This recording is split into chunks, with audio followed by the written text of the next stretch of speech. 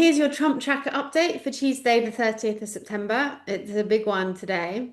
In terms of undermining democracy and the rule of law, the Justice Department is suing the Los Angeles sheriff for not processing gun licenses fast enough, which is really a clear interference in state powers, and yet another attack on California, which has long been in Trump's crosshairs.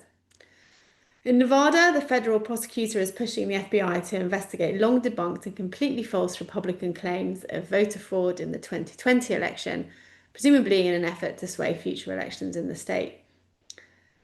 Federal nutrition programs called SNAP are being shut down in schools and food banks across the country after Trump's big, beautiful spending bill from the summer kicked in last night.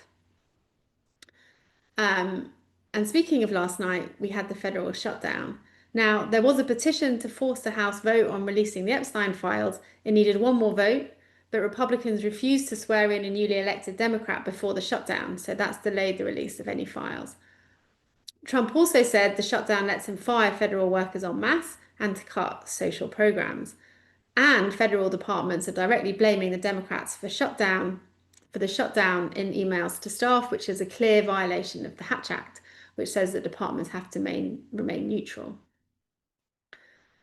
As the shutdown was nearing, Trump posted a racist, AI-generated video of Jeffries and Schumer, the leading Democrats in the House and Senate, and then doubled down on another trolling video just hours later. Trump also said to a room full of America's top general that he will fire any of them that he doesn't like. That kind of brings me on to the kind of suppression of dissent. So YouTube agreed to pay Trump $24.5 million to settle a lawsuit over his account suspension after the January 6th riots in DC. His YouTube account was actually reinstated in March 2023. ICE agents threw a journalist to the ground in New York who later needed hospital treatment, which follows other violent incidents with ICE on journalists and protesters in Chicago.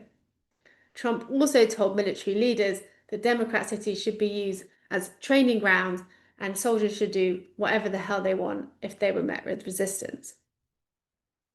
In further attacks on climate change, the Department of Energy has banned staff from using terms like climate change, sustainable, and emissions. And finally, in yesterday's meeting of the top generals, Defense Secretary Hegseth said the military will crush enemies with violence and ferocity, implying that war crimes are on the table as they should no longer be bound by rules of war.